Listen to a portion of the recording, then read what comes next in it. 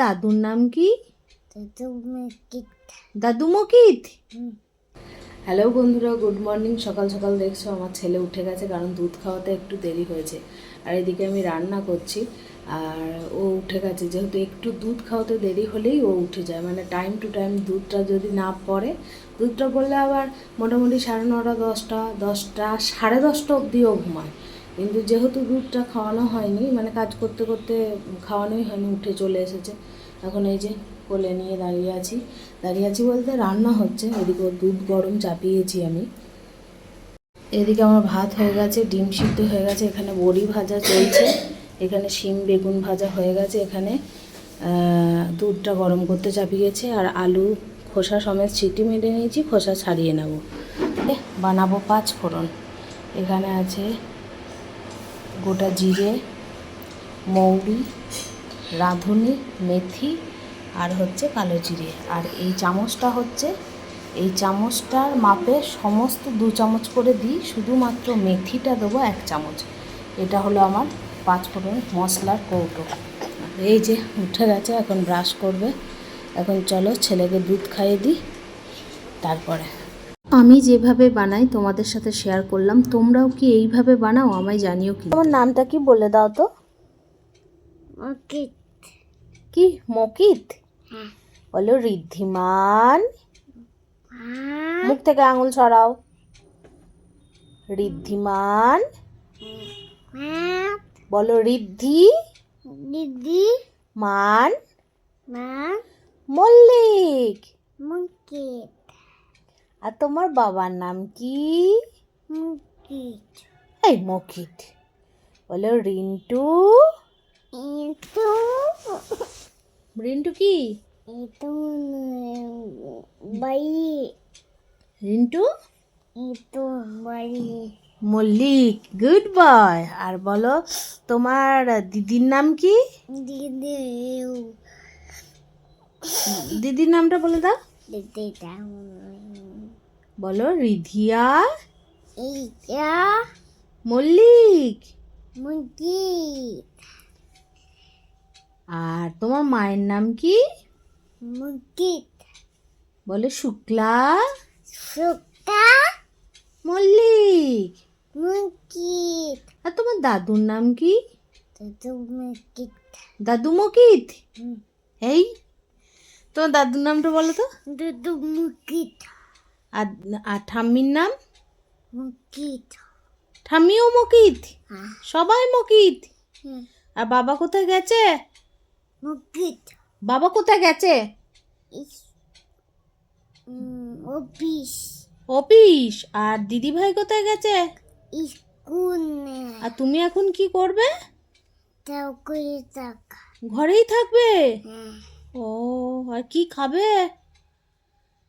ibu লেবু খাবে? হ্যাঁ তুমি লেবু খেতে ভালোবাসো? হ্যাঁ তো সকালের কাজবাজ তো কমপ্লিট। এদিকে মেয়ে স্কুল চলে গেছে, বর্মশাই অফিস চলে গেছে, ছেলেকেও ঘুম থেকে তুলে দিয়েছি। দেখতেই পেলে তার বচন, আর পুরোটাই বদমাইশি, সেটা কিন্তু মুখটা দেখে বোঝাই যাচ্ছে। যাই হোক, আজকে সেইভাবে কাচা ধোয়া করব না, ওই কারণে দেখলাম ব্ল্যাঙ্কেটগুলো আমি একটুখানি রোদে দিই। তাই ব্ল্যাঙ্কেটগুলো বাইরেই আর কি, নিচেই খুবই রোদ হয়েছে, তো আমি বড়টাও দিয়ে দিয়েছি, এখন ছোটোটাকেও রোদে দিয়েছি। আর ওইদিকে ছেলেকে একটা লেবু ছাড়িয়ে দিয়ে এসেছি। তুমি কি খাচ্ছ? লেবু? লেবু ফেলো ওখানে, বাটিতে ফেলো, বাটিতে। কি খাবে দেখি? কি খাবে দেখাও তো। কি খাবে দেখি? কি এটা? ডিম খাবে? আমি খাই দিই। চলো তাহলে। আজকে আমার ছেলের খাওয়াটা একটু অন্যরকম ছিল। সকালে তো দুধ খেয়েছে, তারপরে খেলো হচ্ছে তোমার লেবু। ঘুম থেকে উঠে ব্রাশ করে লেবু খেয়েছে, তারপরে খেয়েছে একটা ডিম সিদ্ধ। তারপরে আমি ওতে ব্ল্যাঙ্কেট রোদে দিয়ে এসে আমি এখন বিছানাটা পরিষ্কার করব। বালিশগুলো ঢুকিয়ে দিলাম। এখন ছোটো ঘরটাকে, বিছানাটা এখানে পড়ে, গান করে, ছেলে মেয়েটা খেলাও করে মাঝে মাঝে, তো এইখানটা আগে পরিষ্কার করে নেব।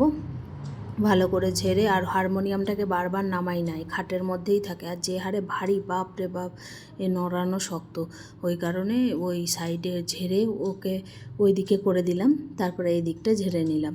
এখন জামা কাপড়গুলো কয়েকদিন ধরে কাচা হচ্ছে, গোছানো হচ্ছে, জমা হচ্ছে, ঢোকানো আর হচ্ছে না। তো আজকে দেখলাম অনেক হয়ে গেছে, তো আবার তো কালকে কাচতে হবে আমায়, আজকে রাত্রেই কাচতে হবে। তো আমি দেখলাম জামা কাপড়গুলো জায়গা মতো রেখে দিই। এইখানে শুধু আমার আর মেয়ের জামা কাপড় থাকে, আর উপরে তো দেখছো ব্ল্যাঙ্কেট, টেডি এই সমস্ত আছে। আর ছেলেরটা তো বাস্কেটে থাকে, আর ছেলের বাবারটা অন্য ঘরে আলমারিতে থাকে। তো আমি এখন অনেক জামা কাপড় যেহেতু জমেছিল, আমি আগে যেটা যেখানে থাকে আর কি, স্কুল ড্রেস এক জায়গায়, আমার চুড়িদার এক জায়গায়, নাইটি এক জায়গায়, ওর জিনিসপত্র এক জায়গায়, সেইভাবেই আমি পার্ট বাই পার্ট রেখে দিলাম, তাহলে নিতে সুবিধা হয়। তারপরে ছেলেটারগুলোও ঢুকিয়ে দিলাম। কি কি বলছো? ডিম খাওয়া হয়ে গেছে? ওইদিকে আমি আমার মতো কাজ সারছি, আর ছেলে খাচ্ছিল ডিম, এখনও খাওয়া তার কমপ্লিট হয়নি, ফোন দেখতে দেখতে খাচ্ছিল। এদিকে আমি মশারিটা দেখলাম প্রায় 1 মাস হয়ে গেছে কাচা হয়নি। সাধারণত 1 মাস হয় না, তার আগেই আমি কিন্তু মশারি কেচে দিই। যেহেতু অ্যালার্জির একটু মেয়ের প্রবলেম আছে, সেহেতু আমি কাচার চেষ্টা করি, কিন্তু শাশুড়ি মা আসার আগে কাচা হয়েছে, তারপর আর কাচা হয়নি। যাই হোক, ওই জন্য আমি দেখলাম না আজকে খুলেই দিই। তো চাদরটাও তুলে নিলাম। এখন চাদরটাকে একদম তোষকটা চাদরটা দিয়েই ঝেড়ে নিয়ে আমি অন্য চাদর, কাঁচা চাদর পেতে দেবো। এখনও অনেক কাজ রয়েছে, যদিও আজকে এগুলো কাচতে দেবো না, জড়ো করে রেখে দেবো, তবুও আগে বিছানাটা যখন করছি একদম এই ঘরটা পরিষ্কার করেই তারপরে অন্য কিছুতে হাত দেবো।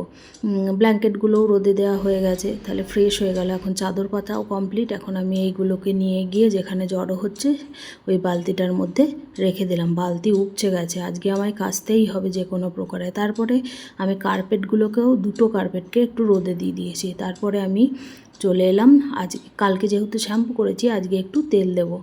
আর এই তেলটা দিয়ে একদিন রাখলে ভালো আর কি, চুলটা কম ওঠে, গ্রোথটাও ভালো হয়।